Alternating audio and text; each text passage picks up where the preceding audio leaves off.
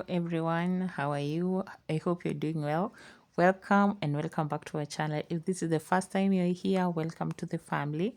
If you've been here before, thank you so much for staying with us.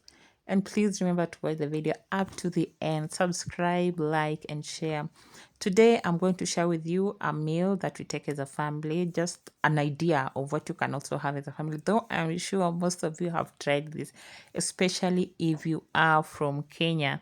Today, we are going to have meat and cabbage and ugali for dinner. So what do? The first thing I do when preparing dinner is when preparing meat, I have it, of course, cut into pieces, put it on fire, start boiling it, and I add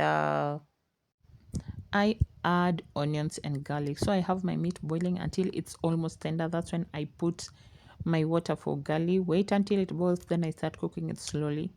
My method of cooking ugali actually is low heat. At first, when it's starting to cook, of course, I cook it on low heat. Then until water boils, of course. Then I now reduce my heat so that it cooks. So it cooks on low heat, so it cooks slowly, and at the end, it turns out to be so sweet.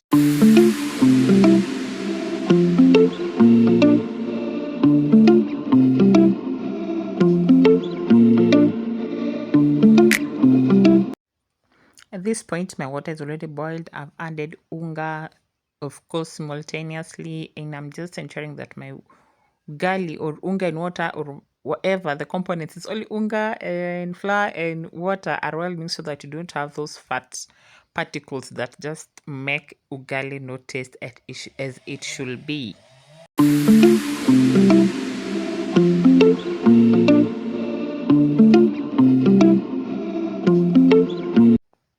By now my meat is boiled, of course. Ugali is also doing cooking well, so I start by cutting my onions.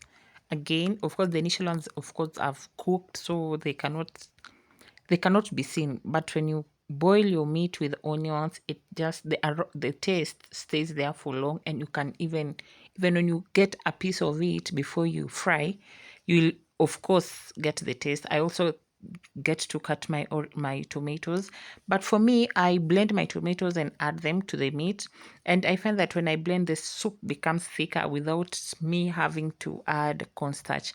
By the way, I am a soup person, not only because I have kids, but also I find food with soup to be sweet because I don't have to get kunyongwa.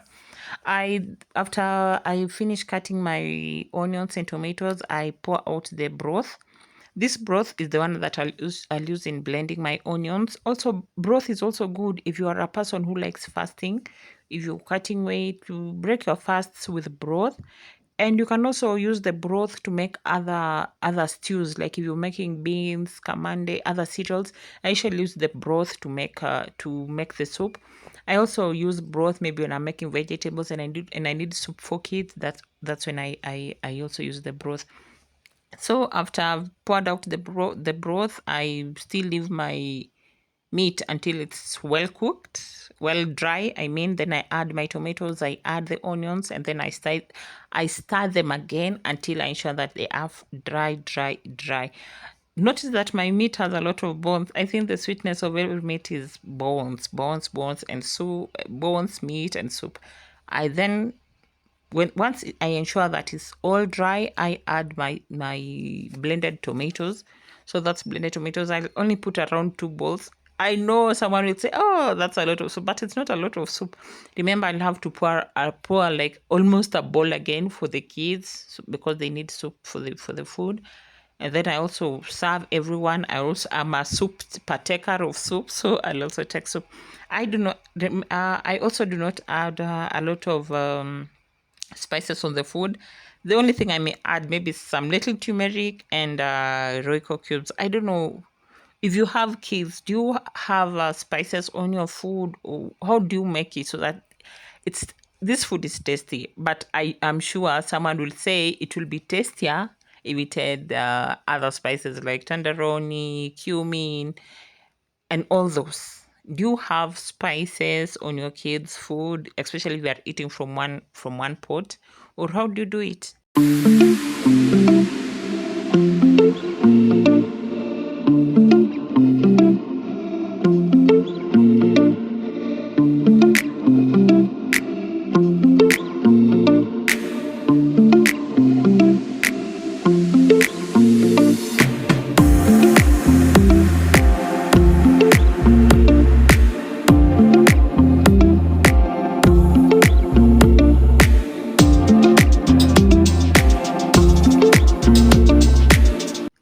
cabbage time. So I just cook cabbage like just like any other vegetables. I put oil, put my onions, ensure that they're well cooked.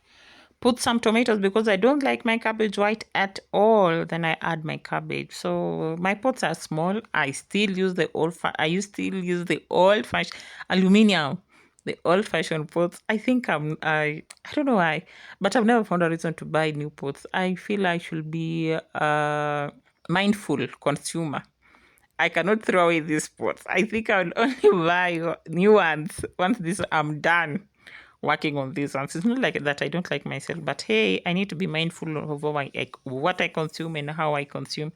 So I add my cabbage in there, then I just turn them, allow them to cook. Of course, for vegetables, I believe they should cook on high heat so that they get well cooked. If you put on low heat, they tend to get overcooked, and I believe we will lose some of the minerals we really wanted from these vegetables if we let them cook on low heat and for so long. So I just turn them and let them cook for around 3 to 5 minutes. I think when 5 minutes is too much. 3 minutes should be enough for cabbage, skuma wiki, or any other veg to cook.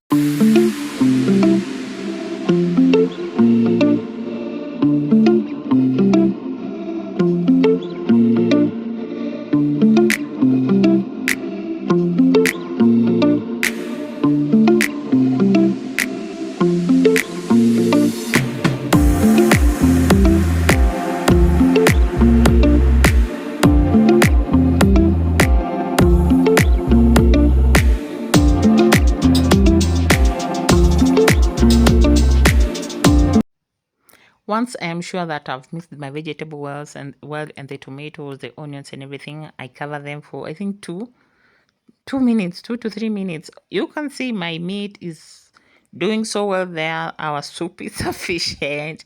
The meat, you can see the bone and the meat have separated to mean that this meat is well cooked. The soup is not watery. I mean, this is that meal or anyone will really enjoy. So we'll have cabbage, meat, and ugali for dinner. For me, I'm really working on my weight, so I don't do carbs. So I'll basically do proteins and vegetables. So for me, it's cabbage and meat. For the other family members, they'll do ugali, meat, and cabbage. That's my food. A lot of soup for me. Enough vegetables.